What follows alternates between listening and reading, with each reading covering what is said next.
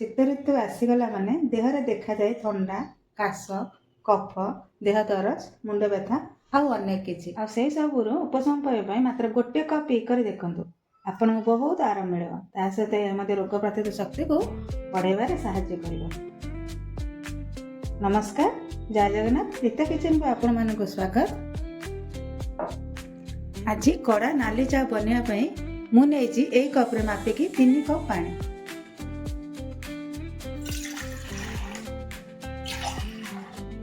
ଚା ତ ମୁଁ 2 କପ୍ ବନେଇବି, ଏକ୍ସଟ୍ରା 1 କପ୍ ପାଣି ମୁଁ ଦେଇଛି। ପାଣି ଷ୍ଟିମ୍ ହେଲା ପରେ ପାଣିର ପରିମାଣ କମି ଯାଇଥାଏ। ଏବେ ଆମେ ମିଡ଼ିୟମ୍ ଫ୍ଲେମ୍ରେ ପାଣିକୁ ଫୁଟାଇବାକୁ ଛାଡ଼ିବା। ପାଣି ଫୁଟିବା ବେଳେ ଏପଟେ ଆମେ ଚା ପାଇଁ ସ୍ପେଶାଲ ମସଲା ରେଡ଼ି କରିବା। ମୁଁ ନେଇଛି ଖଣ୍ଡେ ଏଠି ଅଦାକୁ, ଖଣ୍ଡେ ଡାଲଚିନିକୁ ନେଇଛି,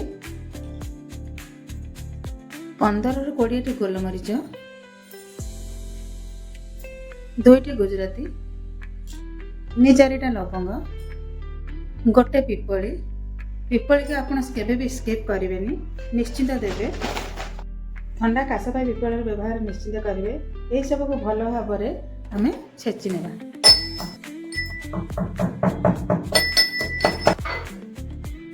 ଦେଖନ୍ତୁ, ଚା ବନେଇବା ପାଇଁ ଏଠି ମସଲା ସବୁ ରେଡ଼ି ହେଇଗଲା।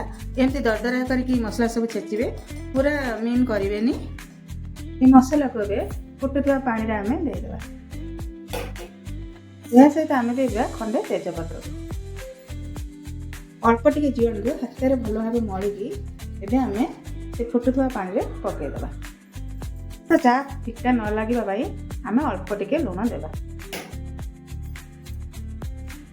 ମିଡ଼ିୟମ୍ ଫ୍ଲେମ୍ରେ 2ରୁ 3 ମିନିଟ୍ ପାଇଁ ଏସବୁକୁ ଭଲ ଭାବେ ଫୁଟାଇଦେବା। ଯେତେବେଳେ ସବୁ ମସଲାର ରସ ପାଣିରେ ମିଶି ଆସିବ, ସେତେବେଳେ ଆମେ ବ୍ୟବହାର କରିବା କିଛି ଫ୍ରେଶ୍ ତୁଳସୀ ପତ୍ର। ଏଠି ମୁଁ ଚିନି କିମ୍ବା ଗୁଡ଼ର ବ୍ୟବହାର କରୁନି, ଏଠି ମୁଁ ମହୁର ବ୍ୟବହାର କରିବି। କେତେବେଳେ ପକାଇବି ମୁଁ ଆପଣଙ୍କୁ କହିବି। ଏବେ ଆମେ ଦେଇଦେବା ଅଳ୍ପ ଟିକେ ଚା ପତି। ଅଧିକ ଚା ପକାଇବେନି, ନହେଲେ ଚା ପିତା ଲାଗିବ। ପକାଇ ସାରିବା ପରେ ବେଶୀ ସମୟ ଫୁଟାଇବାନି, ବାସ୍ 2ରୁ 3 ମିନିଟ୍ ଫୁଟାଇକି କାଢ଼ିଦେବା।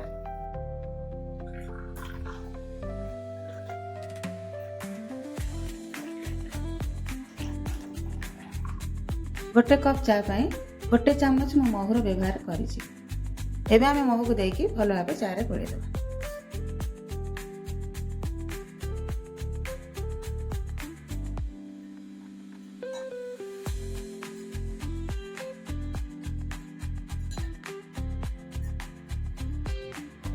ଏବେ ଦେଖନ୍ତୁ, ଆପଣମାନଙ୍କ ପାଇଁ ପ୍ରସ୍ତୁତ ହେଇଗଲା କଡ଼ା ଚା ବା ନାଲି ଚା।